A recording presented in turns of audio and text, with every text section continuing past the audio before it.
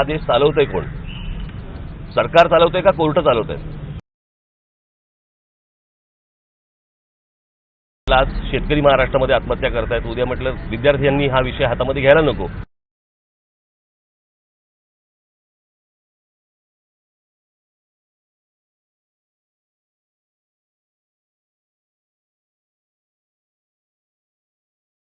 Supreme कोर्टाच्या एका आदेशानं राज्यातल्या 4.5 लाख विद्यार्थ्यांचं भवितव्य टांगणीला लागलंय.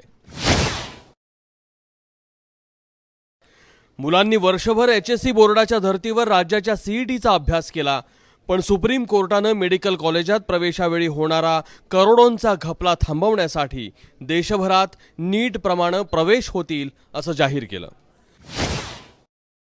त्यामुळे फक्त 1.5 महिन्याच्या मुदतीत विद्यार्थी CBSE बोर्डाचा अभ्यासक्रम पूर्ण करून नीट कशी देणार, हाच प्रश्न विचारत राज ठाकरे यांनी थेट पंतप्रधानांना फोन करून नीट प्रकरणात हस्तक्षेप करण्याची विनंती केली आहे.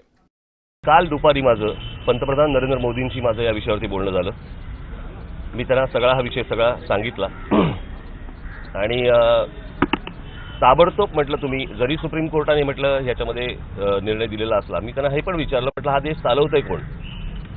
सरकार चालवतंय का कोर्ट चालवतंय?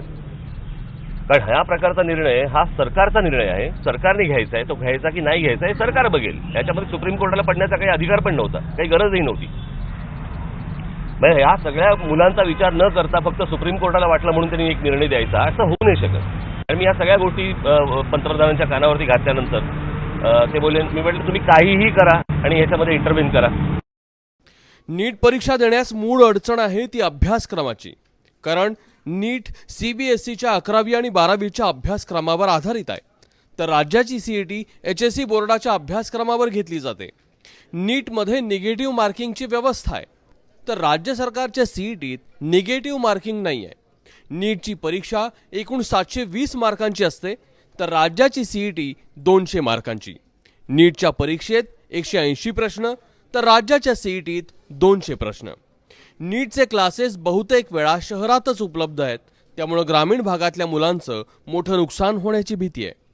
त्यातही नीटच्या अभ्यासक्रमाची कुठलीही पुस्तकं सध्या बाजारात उपलब्ध नाही आहेत, त्यामुळे विद्यार्थी तणावात आहेत. मी त्यांना हेही सांगितलं, म्हटलं आज शेतकरी महाराष्ट्रामध्ये आत्महत्या करतायत, उद्या म्हटलं विद्यार्थ्यांनी हा विषय हातामध्ये घ्यायला नको, काही त्यांनी बरं वाईट स्वतःचं करून घ्यायला नको. म्हणून म्हटलं पंतप्रधानांनी जर समजा याच्यामध्ये पूर्ण लक्ष घातलं तर हा विषय सुटेल अशी म्हटलं मला आशा आहे, अपेक्षा आहे. त्याप्रमाणे बघू आता ते काय निर्णय घेत आहेत ते. दुष्काळ आणि पालिका निवडणुकांच्या पार्श्वभूमीवर राज ठाकरे पुन्हा एकदा सक्रिय झालेत. शिवसेनेचे भाजपशी आणि मोदींशी असलेले तणावाचे संबंध पाहता नीटच्या माध्यमातून मनसे पुन्हा लाईमलाईटमध्ये आली आहे आणि कृष्णकुंजची 7 रेसकोर्सशी असलेली हॉटलाईन पुन्हा चर्चेत. त्यामुळं राज ठाकरेंची मोदींशी झालेली बातचीत आणि मुख्यमंत्र्यांशी झालेली चर्चा फक्त नीट पुरत्याच मर्यादित चष्म्यातून पाहणं राजकीय दृष्ट्या अन्यायकारक ठरेल. गणेश ठाकूर, ABP माझा, मुंबई.